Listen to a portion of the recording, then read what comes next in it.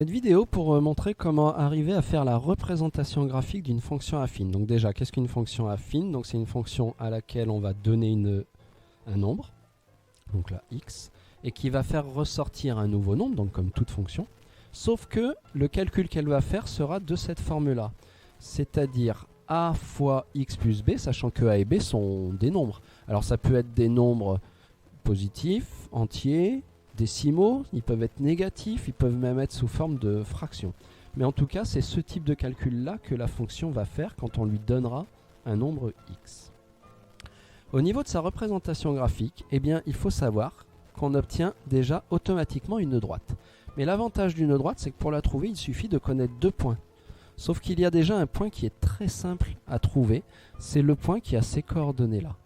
Sachant que la lettre b, c'est en fait la valeur qui est ici.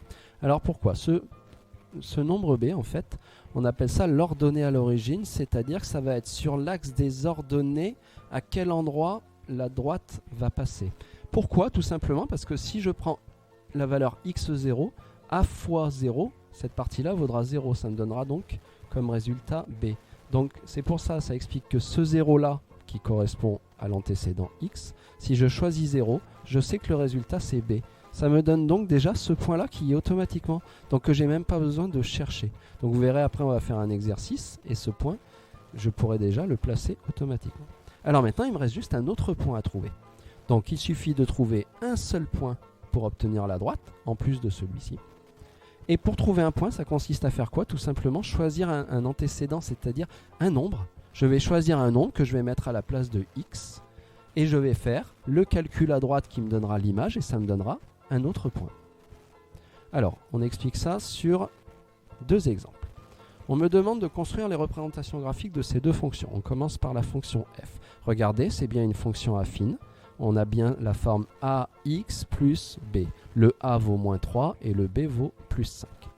Mais regardez, j'ai déjà mis ça, parce que c'est automatiquement le premier point que je vais placer. Si l'antécédent c'est 0, le calcul moins 3 fois 0 plus 5, bah ça vaut 5. Et donc, regardez, j'ai déjà ce premier point, celui que j'expliquais au-dessus. Donc ce point est très rapide à trouver. Maintenant, je vais vouloir trouver un deuxième point. Pour ceci, je vais choisir un antécédent. Alors, on essaye de ne pas forcément choisir un, sinon ça va me faire deux points trop proches, je risque de manquer de précision. Allez, on va prendre par exemple 3. Je vais choisir 3. Et là, le calcul qui est ici, ça va être l'image de 3, c'est-à-dire que 3 c'est x, je vais donc remplacer x par 3, je vais faire moins 3 fois 3 plus 5. Donc c'est ce que j'ai écrit ici. Je veux calculer l'image de 3, ça c'est notre f de 3, et je prends la fonction moins 3 fois 3 plus 5, ok? Ce calcul-là, et j'ai remplacé x par le 3 que j'avais choisi. Ensuite, je finis mon calcul. Donc, moins 3 fois 3, ça fait moins 9. Moins 9 plus 5, ça fait moins 4. Ça veut donc dire que j'ai trouvé que l'image de 3, c'est moins 4. Mais alors, j'ai donc automatiquement trouvé un deuxième point. Il suffit, regardez, de reprendre l'antécédent et l'image qui sont marqués ici. Et ça devient les coordonnées du point. 3 pour l'abscisse et moins 4 pour l'ordonnée. Et bien maintenant, j'ai plus qu'à placer ces deux points sur mon repère. Et en les reliant, je trouverai la droite qui sera la représentation graphique. J'ai plus maintenant qu'à me rappeler que d'une seule chose, c'est que le nombre de gauche, c'est l'axe horizontal. Et le nombre de droite, c'est l'axe vertical. Alors ce que je vais faire avec GeoGebra pour les placer rapidement, je vais juste placer les coordonnées. Donc 0 et 5, je les mets dans le tableur. Voilà. Et là, je vais pouvoir placer le point correspondant ici. Regardez ce point qui a été placé là. Il a pour coordonnées 0 horizontalement, 5 verticalement. Ensuite, on a dit que l'autre point avait pour coordonnées 3 et moins 4. Je vais donc noter 3 et moins 4, qui va me donner ce deuxième point. Alors, on vérifie est-ce qu'il a été placé au bon endroit. 3 horizontalement, axe horizontal 3, c'est bon. Verticalement, moins 4, c'est bon. Et quand on rejoint ces deux coordonnées, ça me donne ce point. Et bien là, la représentation graphique de cette fonction, c'est la droite qui vient relier ces deux points. C'est donc L. Alors, petite remarque, lorsque ce qu'on appelle le coefficient directeur, c'est-à-dire le nombre qui multiplie x, là, le petit a en fait dans x plus b, lorsqu'il est négatif, la droite doit être descendante. Eh bien, on s'aperçoit que là, elle est bien descendante. Deuxième remarque, cette droite, elle coupe l'axe vertical à la valeur 5. Eh bien, ça, je le savais d'avance, parce que c'est ce nombre-là. Je vérifie juste sur GeoGebra, il y a un avantage, c'est que dans saisie en bas, si je marque le nom de la fonction, ça va me tracer la droite. Donc maintenant, je vais enlever cette droite que j'ai fait et je vais voir si je saisis moins 3x plus 5, qui était ma fonction, je tape entrée. Et regardez, ça me donne bien cette droite-là, j'avais bien trouvé la bonne droite. Voilà. On regarde pour le deuxième exemple. Alors, deuxième exemple. Alors 7 tiers de x moins 1, encore une fonction affine, sauf que la valeur de a est une fraction. La valeur de b c'est moins 1. Ah bah de nouveau, je sais que si je prends 0 comme antécédent, j'aurai moins 1 comme image automatiquement. Et ça me donne le premier point. Pour le deuxième point, je vais choisir la valeur que je veux. Alors là, j'essaie d'être un peu intelligent. Comme j'ai une fraction, ce qui serait bien, c'est que ce 3 là puisse partir. Eh bien, je vais tout simplement choisir 3 comme antécédent. Dans ce cas-là, regardez le calcul que ça va me faire. Je vais faire 7 tiers fois 3 moins 1.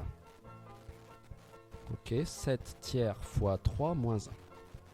Mais quand je fais ce calcul, j'ai un avantage, c'est que là, bon, on ne le voit pas bien parce que j'ai mis un slash pour le trait de fraction, mais si on mettait le trait de fraction, j'ai un 3 sous le trait de fraction et un fois 3 en haut. Les deux se simplifient. Ben, ce calcul est assez simple, ça vaut 7 tout simplement. 7 moins 1, ben, finalement, mon image vaut 6. Et comme tout à l'heure, ce nouvel antécédent et cette nouvelle image, 3 et 6, me donnent les coordonnées d'un deuxième point.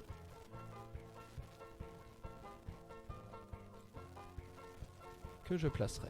Et là, je vais placer ces deux points. 0 et moins 1, 3 et 6. Bon, là, je vais placer les deux directement. 0 et moins 1,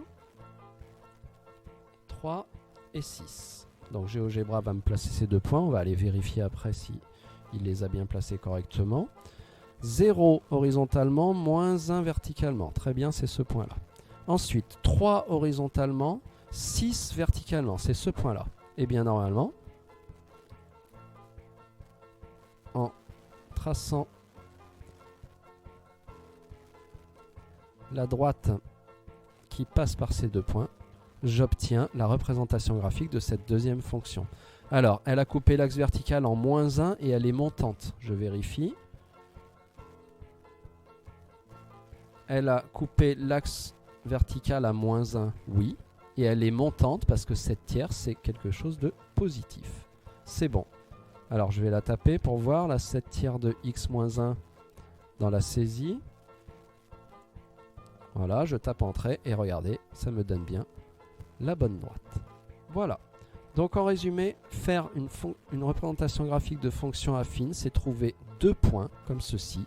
Le premier point aura toujours pour abscisse 0 et pour ordonnée la valeur qui est ici.